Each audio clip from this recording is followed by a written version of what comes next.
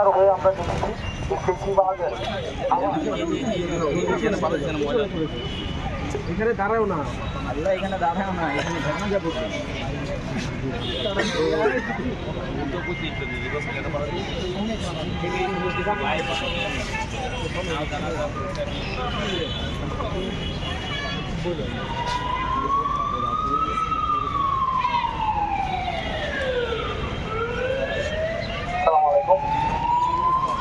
এখন আমাদের 5 আগস্ট থেকে এখন আমাদের সংবাদ পতন সংবাদ পতন হচ্ছে অনেকগুলো জীবনের বিনিময়ে মূল্য পতনের পিছনে এবং আমরা প্রতিবাদের প্রভুর পতন করতে পারিনি, কিন্তু প্রতিবাদের লাভ তারা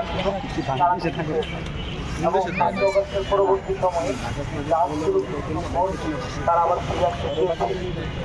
তারা কখনো কখনো বিভিন্ন সমিতির নামে ফিরে আসতে চেয়েছে, রাস্তা দখল করে সচিবালয়কে দখল করে দিতে চেয়েছে।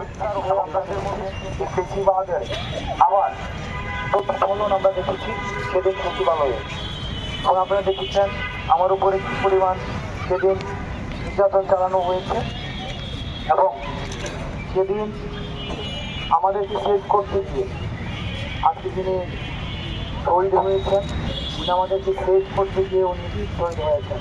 উনি চাইলেই পারতেন রাস্তায় নেমে না আসতে, কিন্তু ছাত্র নাগরিকের যে আমাদের অভ্যুত্থান, এই যে আমাদের আন্দোলন, চলমান আন্দোলনে এই আন্দোলনের যে সার্বজনীনতা, সেই সার্বজনীনতাকে উনি নিজে অংশ নিয়েছেন।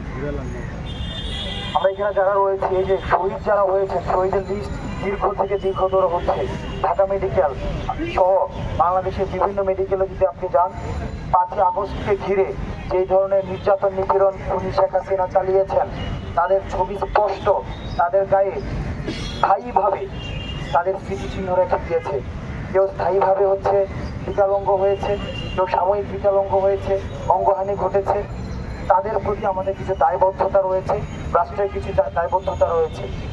আমাদের নাগরিক যে দায়বদ্ধতা, সেই দায়বদ্ধতা হচ্ছে তাদের স্মৃতিকে বাঁচিয়ে রাখা, তাদের স্মৃতির প্রতি আমাদের শ্রদ্ধা রেখে পরবর্তী রাষ্ট্র পুনর্গঠনের জন্য আমাদেরকে একসাথে কাজ করে যাওয়া, যাতে করে তারা যেই মহৎ উদ্যোগে, মহৎ একটি স্বপ্নে, রাষ্ট্র পুনর্গঠনের স্বপ্নে তাদের জীবন দিয়েছেন, এই স্বপ্নটাকে এগিয়ে নিয়ে যাওয়ার দায়িত্ব আমাদের। সুতরাং বিভাজনের কোনো ধরনের রাজনীতি না করে, আমাদের মধ্যে কোনো ধরনের সেগমেন্টেশন, বিভাজন না নিয়ে এসে জাতীয় ঐক্যের মাধ্যমে যারা শহীদ হয়েছে তাদের স্বপ্নটাকে আমাদেরকে ধারণ করে সেটাকে বাস্তবায়ন করতে হবে। যারা শহীদ হয়েছে তাদের পরিবারের যেই পরবর্তীতে পুনর্বাসন কর্মের ব্যবস্থা নিশ্চিত করা, তাদেরকে জাতীয় বীরের মর্যাদা দেওয়া, এই বিষয়গুলো নিয়ে অন্তর্বর্তীকালীন সরকার কাজ করছে।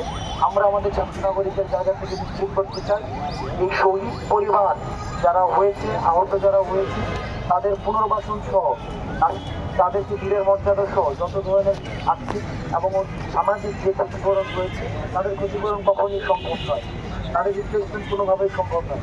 সেই ক্ষতিপূরণের জায়গায় যে রাষ্ট্রীয়ভাবে যতটা প্রশমন করা যায়, সেই দাবিতে আমাদের ছাত্র নাগরিক থাকবে।